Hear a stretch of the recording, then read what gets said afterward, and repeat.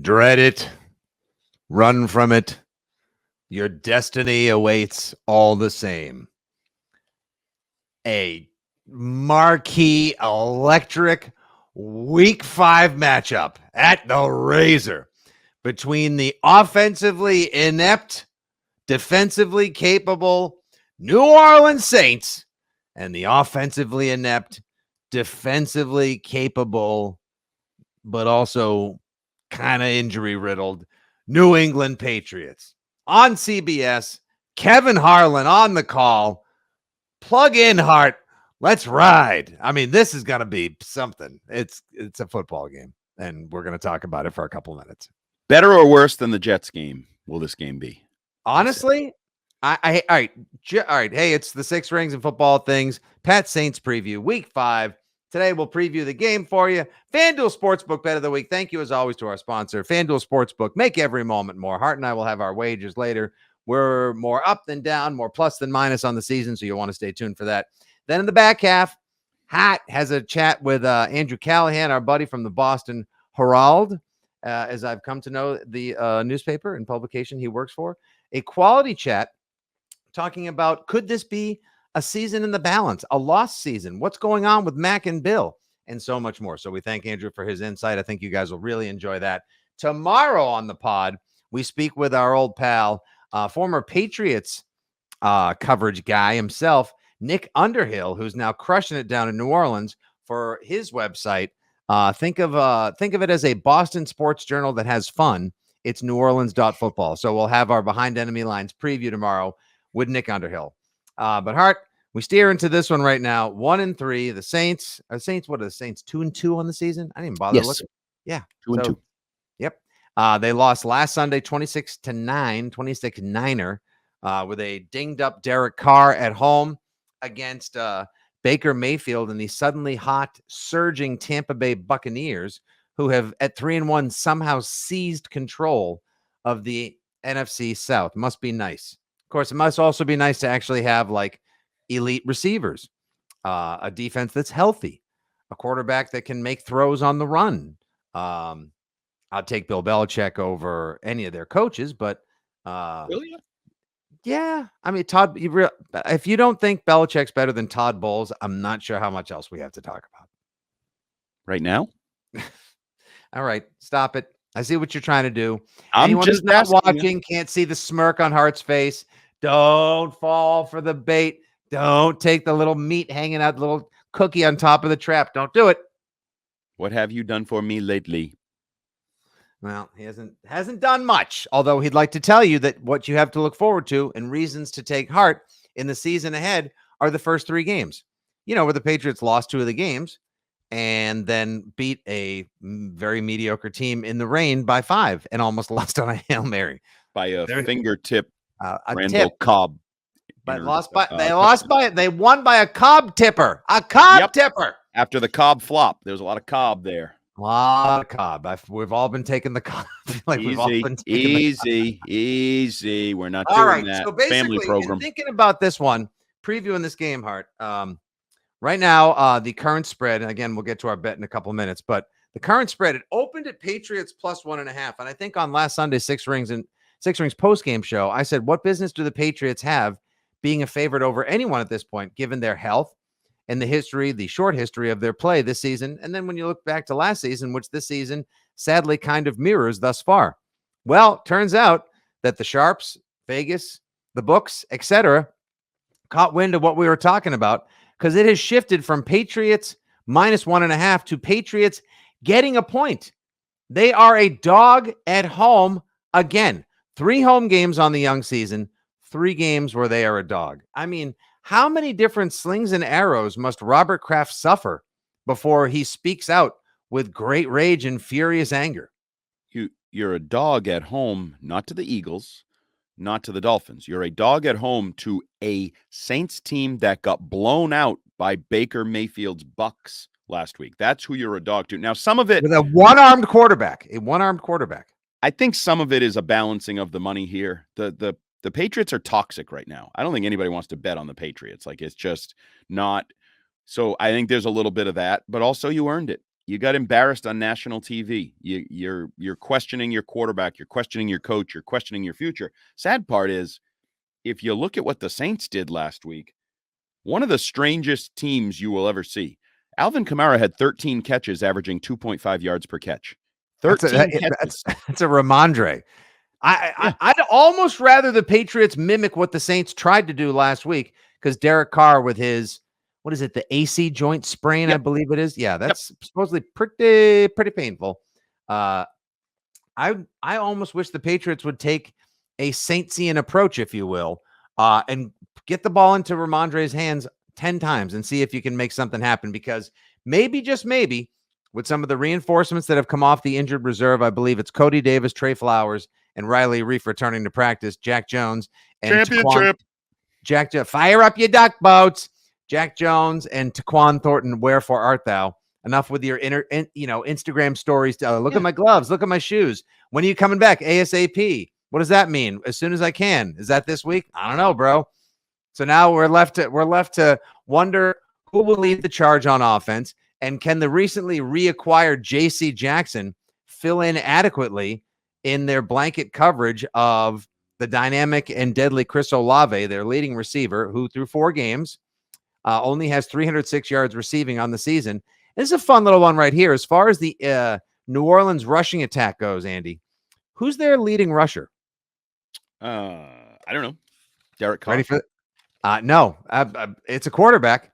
Taysom Hill. Taysom Hill. Now, remember, 101 yards. So that yeah, no, but Jamal Williams, who they signed in the offseason away from Detroit, he's been banged up. He's only played 2 games. You got the legend of Tony Jones, Kendre Miller. So they don't have much of a rushing attack. I mean, this is sort of, is this a little bit of is this another one of those Spider-Man meme games? Is this another cruel mirror game? Like, you kind of suck. You kind of suck on offense. No, you kind of suck on offense. Hey, you're kind of good on defense. Hey, you're kind of good on defense. Hey, weren't you a team? Yeah, did you know these are, I don't know why you're down on this matchup. This is a marquee matchup.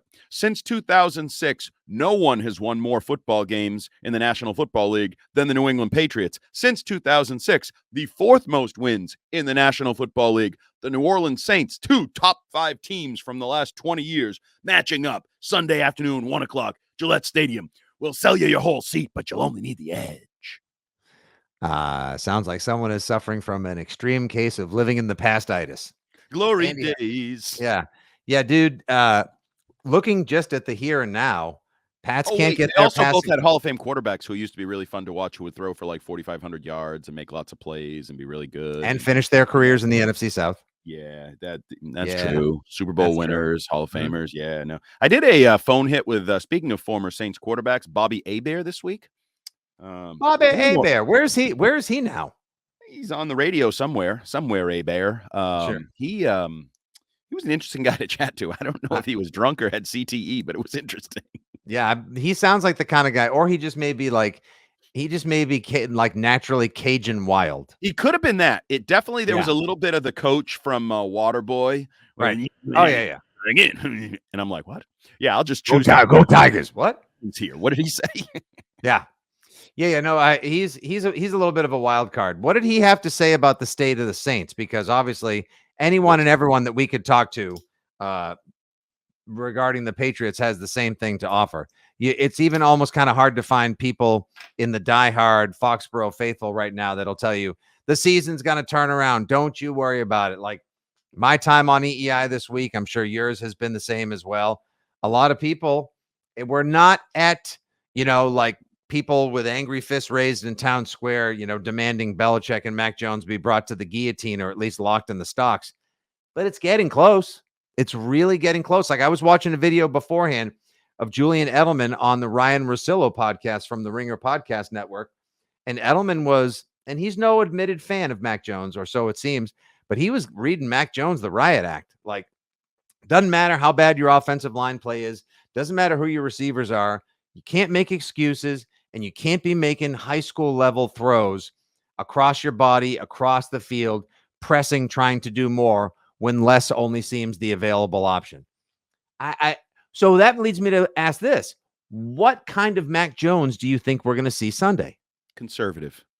And you can win this game conservatively. I talked about it with our buddy Mike Cadlick when we recorded the Cadlick's Crucial Clashes elsewhere on the Six Rings feed. Easy. Check it out. I know, it's the alliteration. But this is a game where you can punt. You can go 3 and out 4 times in a row and still be in the game. And I think I'm Mac predicting will play right now. I'm calling it right now. Book it, everybody. Sunday on the Six Rings post-game show. High atop Andy Hart's thumbs up, thumbs down for the game. Bryce Baringer. Absolutely. He should be. Even though he's not very high atop the net or gross ratings rankings in the National Football League, he's actually down near the bottom of the league when you rank punters based on their yardage. He sort of has done his job, and he'll be asked to do his job again. But I think Mac, coming off a game where everybody said it was either uncharacteristic decisions or he tried to do too much or he didn't play within himself, didn't play within the offense, however you wanted to word it, he made poor decisions, poor throws, late, off platform, everything that he's not supposed to be as a quarterback. He is going to rein it in. He's going to be conservative Mac, and I think you will see some good and some bad from that. But he can't turn the ball over. He just can't.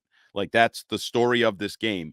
And I think, therefore, you will see a really conservative, slow starting, but that's fine, because I think unless the defense falls apart with whatever they're going to do for Judon and whatever they're going to have in the back end, you're going to have a chance to win this game in the third and fourth quarter. Just make sure you don't lose it once again in the first and second quarter, the way they've done this season against the Eagles, against the Cowboys, with mistakes and turnovers and holes. So Mac said it a lot yesterday.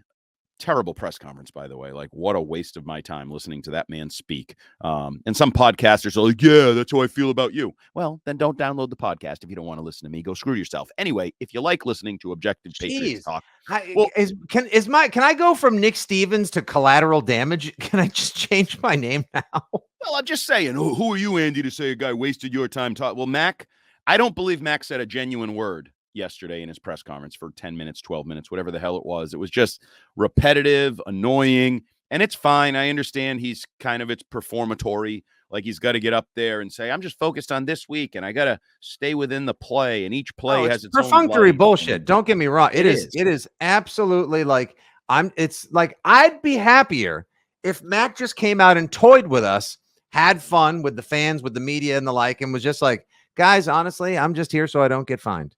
Absolutely. And be honest. Say it. We'd all laugh and just be like, that's cool. Hey. Or at least it would be honest. And like, I remember that game long time ago, Tom Brady walked off post game and said, Mom told me if I didn't have anything nice to say, to not say anything at all. And he left the post game podium. And that was his message from the game. Which, again, I don't necessarily praise that either, because I do think part of the job is taking the heat, standing up there. But Brady took the heat for the better part of 20 years. Well, there wasn't a lot of heat, as he would say. There weren't a lot of lean times, as Coach Belichick. Things weren't exactly thin around here. They're thin now. Very, very thin. They are refugee emaciated right now. The line between you and winning and the you and keeping your job is very thin. But to circle back to Mac, if you're not criticizing Mac this week, then you have no credibility, because that was a hideous performance last week. That was the bottom of the barrel. And I admit that. The bottom of his barrel in the NFL, that was it. I don't think you'll see that again. I don't think you'll see a lot of that. The question is, what do you see? Is he rising? Is the barrel filling up, or is the bunghole uncorked and it's just pouring out the side and everything's falling apart? Because you need to win this game. I don't know what we've done. Must win, gotta win. He can't lose to the Jets. 1-4 is I don't care. You are. That's it. Yep. Goodbye. See ya. That's it. That's all, folks. No gimme win out in Vegas, even whether it's Jimmy GQB or Aiden O'Connell. We know Belichick's record against former assistant coaches, no matter what the mistakes, what the stakes, etc. You come home for Buffalo, then you have to go to Miami. Like, you don't get this game right and win this and then go on the road with a little confidence and a little giddy up in your step next week in Vegas. You don't go to Buffalo. You don't come home for Buffalo at 3-3. You could easily be looking at, just after Halloween, you could be looking at 2-6. How's that? How's that feel? How's that smell? Yeah, it'll smell like Celtics season. This is what it'll seriously smell like in New England. Everyone jokes. There's plenty of replies on the X tweet machine like, yeah, when Celtics season start, Bruins drop the puck next week. A lot of that humor, a lot of those replies, people say I'm just joking, but like that awkward humor comes from a place. It comes from a place of like disgust or discomfort, dissatisfaction, a lot of DIS words. Pats fans are unhappy now. Like, I'm going to try to get to the stadium Sunday a little extra early just so I can maybe grab a little audio to share on the station and for us with the post game show. Just talking to like, tell me, how do you really feel? Like, I want unfiltered, true responses from Pats fans. How do you really feel? Yes, I know nobody had it better for 20 years, to borrow it from the Harbaugh brothers. Like, who had it better? Nobody. However, you're now in the 4th year of life after Brady. And can you point to, show me on the doll where this is all improving? What did we have to really look forward to? I think a lot of Pats fans would rather they just like pull the Band-Aid and just like, you know what? Give me Bourne and Douglas and Thornton and Booty. And I don't need to see Juju or Parker or anyone else who looks like they're running in mud the rest of the season. Like, just sling it, have fun with it. And you know what you're going to see Sunday? What you're going to end up seeing is a team that's afraid to lose, that's going to play ultra conservative. I bet you Mac has an over 70% completion percentage on Sunday because all of his passes are going to be 2 to 13 yards tops. Now, my fear is that the Saints are going to realize, okay, we don't have much of an offense, but they are going to jump all over this.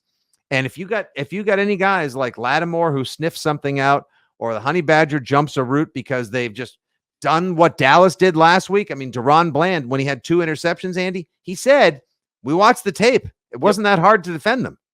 Yep. And you didn't get what I was hoping to get this week. It's funny because you mentioned it earlier, the lists guys, and Riley Reef and Cody Davis are practicing. I don't give a rat's ass. I wanted to hear Jack Jones and Tyquan Thornton are practicing. Not that either is, the second coming of Deion Sanders or freaking Michael Haynes or anything, but Jack Jones, they both, first of all, as you noted, insinuated that they would be practicing this week and starting the clock on their return. But more importantly, as you just said, do I feel great about Tyquan Thornton? No, but maybe he can be a spark. Maybe he can make one play down the field that feels like it ignites something or opens up Hunter Henry over the middle or gives Ramondre Stevenson a little. You never know where that little spark is going to be that can make things better. And somebody just breaks free and all of a sudden goes for 37 yards and the offense starts picking up momentum and Trent Brown is flexing on the pile and the crowd is actually excited and awake and they're basking in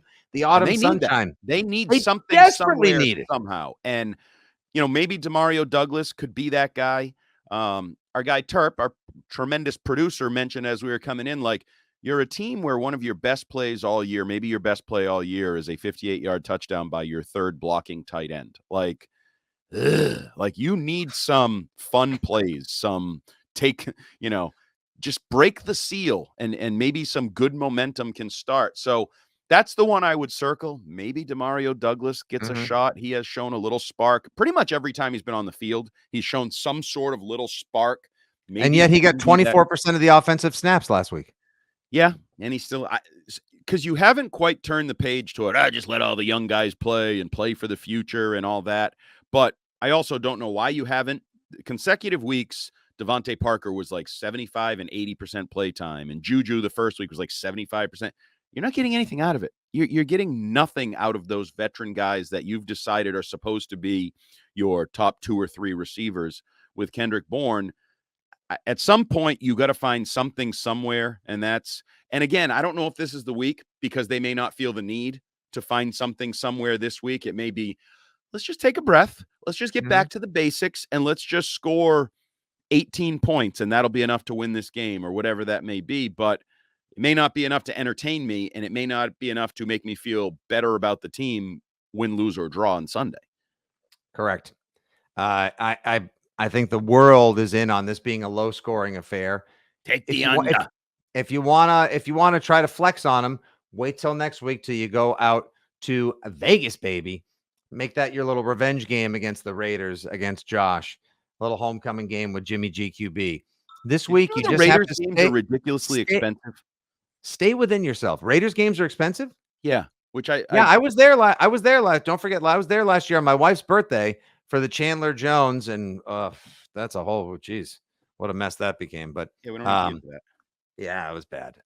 That game was a disaster. Yeah. Oh, you mean it was? You mean where I had to $17 for a Modelo. Yeah, it's a little expensive out there. Well, no, but I was talking like the tickets. I was listening to random cross promotion brag, whatever you want to call it. I was listening to Eddie House last night when I was at TV at NBC Sports Boston, and he went to Raiders Steel. He went to a game, and he was talking about how the prices were obnoxious, like $2,100 for seats. Like the Get cheapest out of get here. in was like 600 and change. Because it's a For what? beautiful stadium. You get a hell of a you get a hell of a halftime show. I think it's Awesome. What Lil about Wayne the does like a game? yeah, I know. I mean, it's beautiful. It's a beautiful place to take in a game. And Jesus. obviously the They're like the what Fenway would you rather Park, do? You want only to the walk modern. to do you want to walk to Mick Morgan's on Route 1 or Rodham Ford, or do you want to walk to like the Luxor or MGM Grand or Aria The or eyeball. like No, the big the the sphere. I Sphere? need Oh to yeah. see that thing. That is the one thing I need to go back to Vegas to see. I need to I'm see this thing. 1,000% planning a trip around whenever I see whenever there's a band I'm reasonably interested. I'm dropping coin on that because I got to go see a show there. Those highlights from that U2 show alone, Yeah. sick. Speaking of sick, we're sick people, and each and every week we try to tell you how you can wager and hopefully win your money on the Patriots Bet of the Week, sponsored by, of course, our friends at FanDuel. So time now for the FanDuel Sportsbook. 6 rings and football things. Bet of the week. FanDuel Sportsbook. Make every moment more.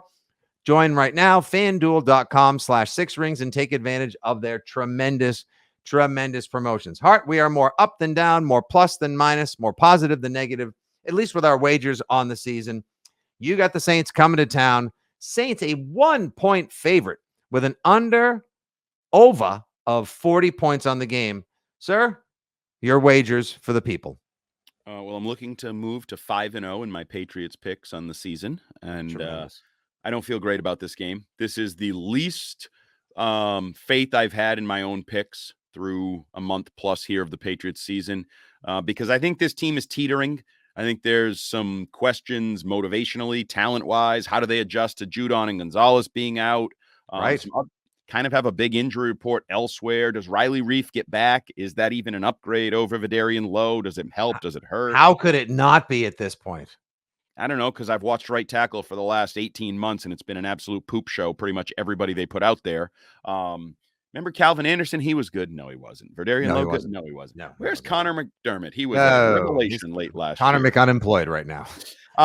So I'm going to go with the home team. You give me a point against an equally questionable football team that is kind of having trouble getting out of its own way, kind of having trouble utilizing its weapon. On paper, the Saints are the pick, like the fantasy football team. Wait, you have Michael Thomas, Chris Olave, Alvin Kamara. Derek Carr is not that bad. He puts up numbers. He can put up stats, but he's banged up. They're not playing well. People are questioning their scheme and their offense and the whole thing. Pete Carmichael is a come under fire, their play caller. He's going to be kept local in place guy, right now. Local guy. He's coming home.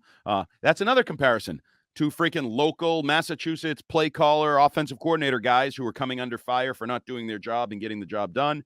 And Billy O'Brien might be like, so about me and those rumors at Michigan State. Tell me more. How much are they paying? I can clean up messes. For the right price, I can clean up messes. I showed you that at Penn State. Patriots are a mess. Saints are a mess. Give me the home mess. Give me the point. This could be a 1 or a 2 point game. This could be a final possession play, Hail Mary, whatever game. I'm going to say they play conservative, and I'm going to say if the Patriots don't turn it over, which they're not going to do, they win the football game by that much. That much. I'm with you 1,000%. I'll keep it quick, tidy, clean, efficient. I'm going to go SGP, little same game parlay action. Give me the New England Patriots on the money line at -108 and under 40 points on the game. I 1,000% can see a 2016, 1916, like somewhere in the mid to upper 30s, but I'm pretty comfortable that this is going to be another, like you said, long drawn out affair where the Foxborough faithful and all the Pats people are just waiting for that one big pass play, the one screen to Ramondre or the bubble screen to Pop Douglas that breaks off for 35, 40 yards just to feel alive again, just to feel a little juice. And that may be just enough against a dinged up Derek Carr and a New Orleans Saints team that doesn't have their offense in gear as well, but doesn't give up a ton of big plays, especially or at least not to a team that's a little offensively challenged themselves. So I'll go Patriots and under on the day. So I'll go Patriots. Give me 20-13, by the way. I do think the Patriots get to 20. That may be wishful thinking, hopeful thinking. And then my prop of the week, Mhm. I think both of these offenses are trying to figure out who they are. I think they're trying to be really careful. And the Patriots defense is a question mark. What are they going to do without their top two players? Who's on the field? How do they adjust? So my prop would be first drive punt. That's anybody, whoever has possession. The first drive will end in a punt because I think both these quarterbacks are being beaten in their heads. Don't F up. Don't lose the game. Just punt.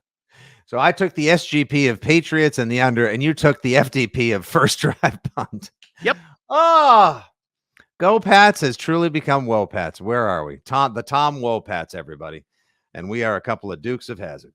Well, there are predictions. There's our preview. There's our bets of the week. Thank you once again, FanDuel, for bringing this to the masses. And now, in the back half of this podcast, don't forget, once again, tune in tomorrow. We'll speak with Nick Underhill of New Orleans Football and hear what the New Orleans people, what the Saints is saying about the state of affairs with the Patriots, Bill Belichick, Mac Jones, and more, as well as what's going on down there. How dinged up is Derek Carr, and what iteration of the Saints offense can we look forward to seeing on Sunday? But for now, Andy had a chance to catch up with our pal, Andrew Callahan from the Boston Herald this week down at Gillette Stadium. A good chat, a hearty dialogue, and an honest discourse and discussion as to what the hell is going on with the Patriots right now. So enjoy this chat. We'll talk to you tomorrow. Thank you, FanDuel. Good job, Terp. Good job, Hart. Okay job by me. Thanks very much for listening, everybody. Until the next time, brought to you by WEEI Odyssey and 2400 Sports. It's the Six Rings and Football Things podcast. Go Pats, and here's Callahan. Back here for another edition of Six Rings and Football Things, Gillette Stadium style, with our weekly chat with one of the Patriots beat writers. This week, it's the big boy on the beat, the PFWA Presidente, El Presidente. We have Andrew Callahan from the Boston Herald. Andrew's been a guest before. I know we've talked in the offseason in the past. So figured I'd go to you, Andrew, because feels like a big week when people are calling for Bill Belichick to be fired and Mac Jones to no longer be the quarterback of the Patriots. Very open-ended question. Where do you stand on those two storylines? First of all, I like to pivot back from Big Boy to El Presidente. That was a nice save by you. And it is a big week. I'll put it this way, because the way I saw the Dolphins game and then the Jets and the Cowboys was those were the biggest possible games you could have in weeks 2, 3, and 4. This is true of the Saints game, but I think even in week 5, it's bigger than week 5 because you go to 1 and 4. You're kind of going through the motions. And at that point, you're risking losing buy-in. I think Mac Jones right now, we can't have a bigger picture conversation because of something that happened on Sunday. Like, that game was probably the worst of his career. I don't think that changes the fact whether he was the guy or not. Like, to me, there's little evidence to suggest that he is. But what are their better options? You cut your backup quarterback. So, like, you're just kind of stuck, whether it's with injuries, whether it's with Mac or the roster that Bill built. And it's unfortunate, but you just have to win Sunday and then move from there. So am I wrong in that within the first month, I believe we've seen the best and the worst of Mac Jones? I thought in the second quarter against the Eagles, those 2 touchdown drives, I think it was like 11 straight completions. I thought he looked as productive and comfortable in this offense as he has at maybe any point in his career. And then I fast forward 3 weeks later in the second quarter in Dallas. The term I keep using is melted down. I thought he melted down, had some sort of out-of-body experience. Bill O'Brien said uncharacteristic. What the hell happened? What the hell's the difference between those 2 weeks?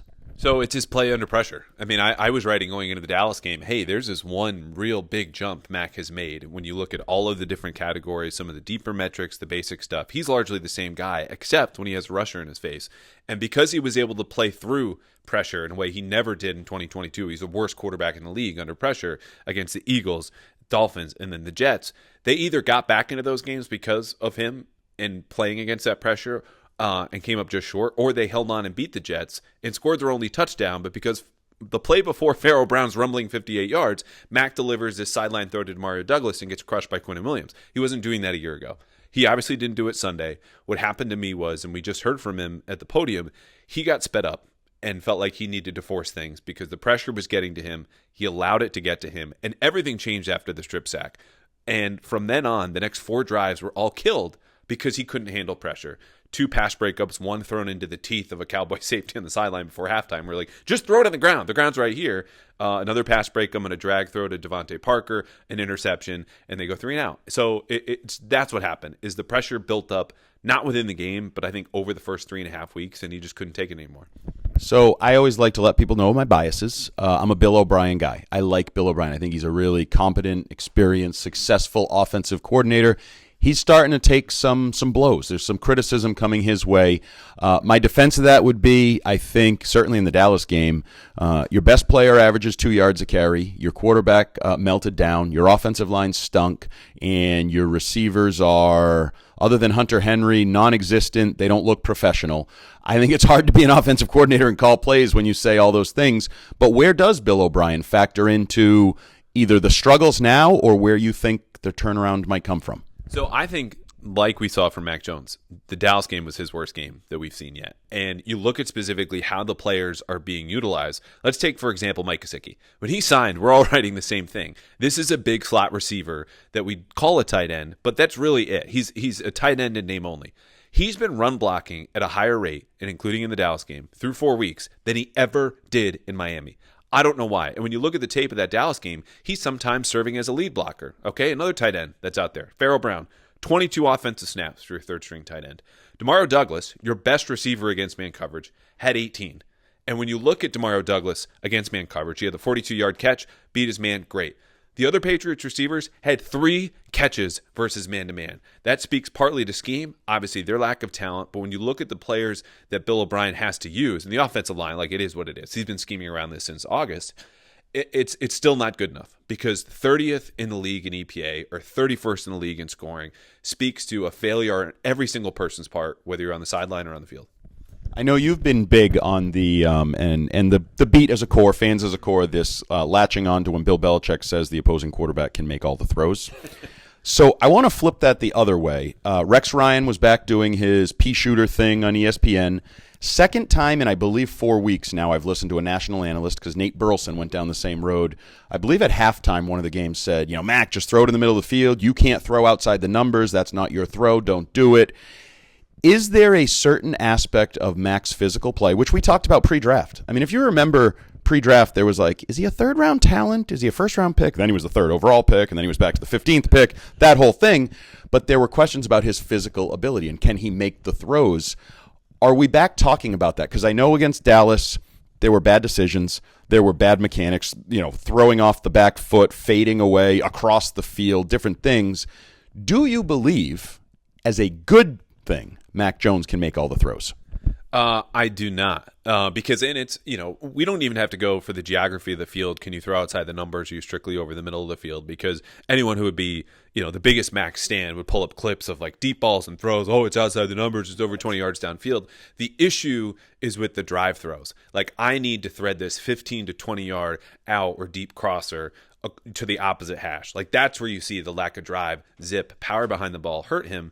And ultimately, I look at this as, okay, you need to either have otherworldly arm talent or the ability to get outside the pocket and create plays on your own. Like you cannot be a pocket-bound point guard, which he is. He's described himself as that, with less arm talent, because then you can't elevate the offense in a way when it's third down, everyone's covered. You thread the ball in there anyway, arm talent, or you get outside the pocket and throw, buying your receivers more time. He doesn't have either one of those. So there's a hard ceiling on him, which we knew before the draft. You need to be well protected, which the Patriots know and have failed to do. And you need to have elite weapons. He obviously doesn't have either. So, yeah, he bombed. He was the reason they lost Sunday. But the larger roster construction is really giving him, knowing his limitations, no opportunity to succeed in a way where you go, okay, we can win with him. Quarterbacks are sexy. Offenses sell. We know that. The story of the game for the Patriots may have been the fact that the defense lost its 2 best players. Maybe probably your 2 best players on the roster of any position. Matthew Judon, Christian Gonzalez. We had word of the trade for J.C. Jackson, which I think we all saw coming when he was a healthy scratch a couple weeks ago. Maybe not this quickly, but it made sense. Okay, made his money elsewhere, comes back. But where does this defense go from here? Because they were playing well. They were obviously the stronger unit. They were keeping them in games, getting Mac the ball back, whether he could make use of it or not, those types of things. But Matthew Judon has been sort of the lone constant on that defense. He's been good since the day he arrived here. To lose that, to lose his energy, his emotion, and then lose your best cover corner, your rookie standout, is this actually a bigger issue that we're not talking about because we're so fixated on Belichick, the roster on offense, and Mac? Yeah, I think so, and it speaks to a larger conversation that's more glaringly obvious on offense, the lack of, let's call them, blue-chip players. On defense, who are your blue chip players? It's Matt Judon, and now probably, as much as you can tell through 3.25 games, Christian Gonzalez. Those guys are off the board now. Like, you're working with a group that is certainly not top 5 talented defensively, maybe not even top 10, and Belichick can make more with less, obviously, on defense. But how much more chicken salad can you make? Because I look at J.C. Jackson as a guy who we all remember, Pro Bowler, 8, 9, 12, 15, whatever it was, interceptions that season. He had a lot of them. But he was speaking to NFL media last week, not only just vented about getting benched in week 3, he's saying, I'm not 100%. And maybe that's a guy who, tore his patellar tendon last year, missed the season, ankle injury earlier this year. He's playing catch up, or it's an excuse. But either way, this is a player that you can't just say he'll fill in for Christian Gonzalez, because you get 70% of Christian Gonzalez and what he was doing. Like, you're still 1-3. You're walking a tightrope, and your best player on the team and on this defense is also gone. So I don't see him as some sort of Band-Aid immediately. And if it is, I don't think it'll be in the first few weeks that he's here. He's still getting back into playing shape. And it's devastating for, again, a team that had to play not perfect, but close to it. No turnovers on offense, no explosive plays on defense. And right now you're 1-3 because Randall Cobb didn't catch a Hail Mary. And that's it. That's the tightrope. So a lot of people, I think, expected 1-3. I think that was a popular record. Some 2-2s. I mean, obviously it ran the gamut. It doesn't feel, even if you expected 1-3, I'm not sure it feels like you thought it would feel after 1-3 after watching the worst loss of Bill Belichick's career. And we're at the quarter point. They screwed it up by making 17 games. Worse. I hate 17. We're 4 games into the season. It's a common time to kind of, self-scout, figure out what's going on with the team.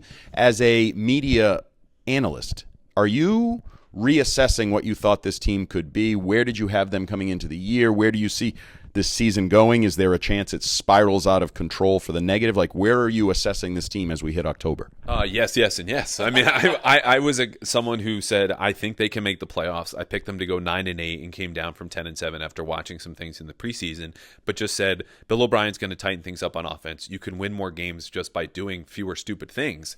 And they haven't done that yet. And the other part about this was I thought they would be 2-2. So 1-3, you look across the league, not everything is made equal. I mentioned the Hail Mary. Like, that was a game they very well could have lost, should never have lost. You just got blown out by 35, something we've never seen in the Bill Belichick era. And as we just touched upon, lost your 2 best players on the entire roster, or at the very least, your defense, as your quarterback regresses to a player that we saw in 2022. Maybe Mac Jones has bounced back. I don't know.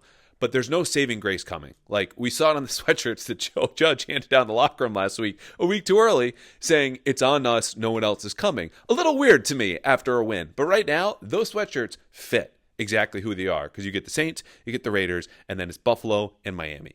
And so I would call this a 2-week season. If you don't seize in these opportunities and at least get to 2-4, it's a lost year. That's where we are, because the season only gets harder from here due to lack of roster talent you lost due to injury and the opponents, which there was no saving grace. There was a saving grace in 2021. You had an easy schedule when you started 1-3 and then 2-4.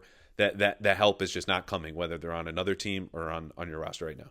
So I want to touch on that lost year possibility, but I want to flip the script because I think it's easy to be negative right now. Yeah. It was a hellaciously bad game. Max sucks. The team sucks. They're losing best players. No, I just think that's an easy narrative to sell.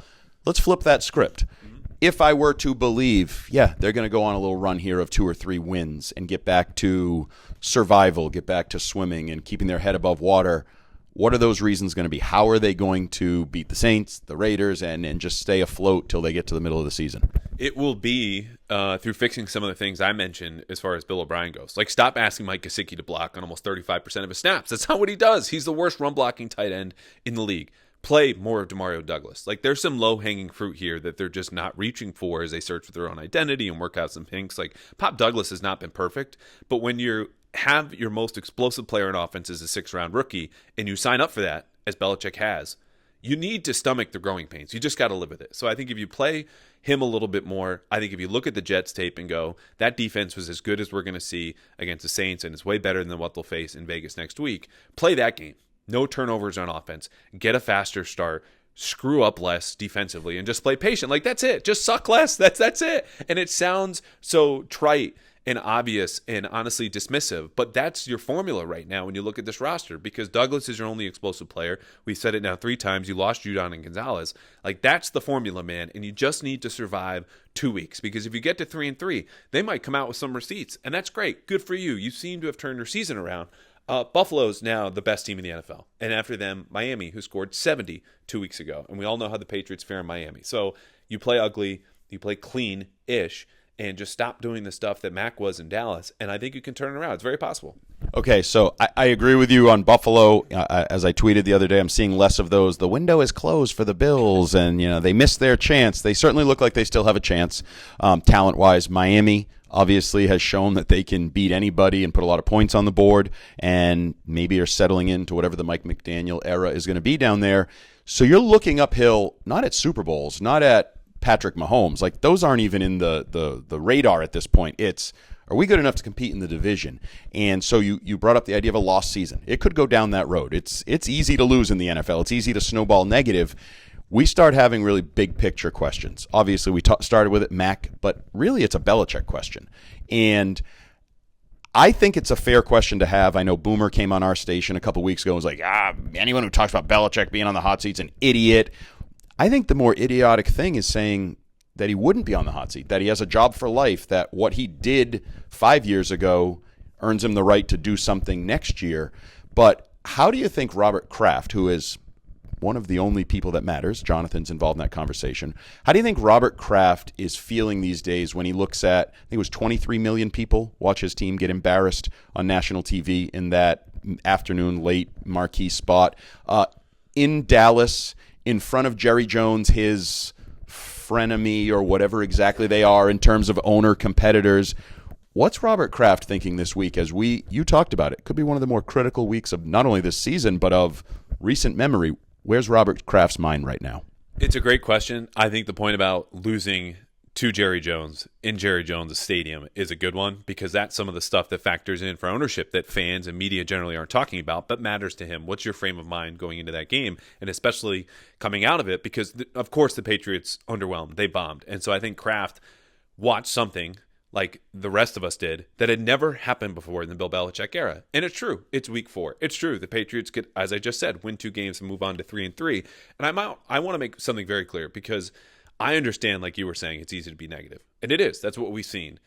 No one that I speak to, no self-respecting member of this media corps, wants them to lose or takes this in any way personally. Like, generally, our lives are more pleasant when the Patriots win and the players are more open. Belichick, but you know what? Like, that's how it is. We're not rooting for this. So when I bring up the possibility of Robert Kraft firing Bill Belichick, it's not at any sort of like vendetta against Belichick. I look at his record, as Robert Kraft knows, since Tom Brady left. It's 26-29. Whatever that winning percentage is it's below 50. And when you don't have playoff wins, perhaps going on 5 straight years, I don't know how many coaches with that winning percentage and that lack of playoff success can survive. And especially when you are also in charge of the roster. Because when things are going great and you're winning Super Bowls and you're squeezing all this value out of just team-friendly deals, you get all the credit. Bill built the roster, he coached the team, he won the games. Good for you. When you're losing, and the roster talent from anyone I've talked to across the league says this is average, that's why they're losing, and you're making coaching mistakes, falling behind game plans in games where they've allowed 10 points in every single game to their opponents on their first 2 drives. Like, your defense just gives up a touchdown field goal to everyone except for the Jets, and that's it. That's a failure of coaching. All the offensive stuff we talked about, you're to blame, and that's why I think if they finish worse than 7-10, I would not be surprised whatsoever that this is Bills last year. I agree. I think it's on the table. You bring up record. The record he has and is continuing to have is worse than what got Pete Carroll fired, as that Super Bowl roster petered out in the late 90s. So Robert Kraft has been down this road and made a tough decision before. Obviously, this is different given Bill Belichick's contributions to the stadium we sit in and everything that goes into New England football. So they're 1-3 for the 3rd straight year. First 2 of those years, they at least were in the conversation of the postseason or sort of righted the ship enough to be a legitimate team for most of the year. They take on the Saints, another team that's kind of a questionable team right now. Where's their season going to go? I don't know if you want to do a score, need to do a score, but what are you expecting on Sunday? Do the Patriots at least show up and compete, and we're talking about a football game, or are we taking weird steps down the lost season? This is a Spider-Man meme game. Like, you had two offenses struggle to score points, very sound, well-coached defenses. I think it's going to be an ugly game, and I think the Patriots win 13-12. But I don't feel any way kind of confident about this. This is the same commentary I had going up to the Jets game. Take the under, drink an extra beer or so before kickoff, like just hang in, because again, I just said that's the formula the next 2 weeks is drag these games into the mud, keep yourself a little bit cleaner than your opponent, because Derek Carr, especially with a sprained AC joint, whatever he has going on, shouldn't beat you, but he just might because of the way your offense is performing, the lack of talent now on defense without Judon and Gonzalez. I just think these two teams are so close that it's hard to see any other outcome than the one we saw against the Jets and got exactly as we thought. 15-10 down there, and something in the range of a 1 or 2 point game, because the Patriots are at home and they're barely favorites. I think it's 1.5 right now. So a 13-12 game, you're telling me. Okay, that doesn't sound overly entertaining, doesn't sound fun, but it is what it is, and it might be a victory, and that may be all they really need right now. He is Andrew Callahan from the Boston Herald. This is Andy Jumbo Hart. This is Six Rings and Football Things, reporting from Gillette Stadium with our weekly chat with a beat writer, and hopefully these will be a little bit more upbeat in the coming weeks.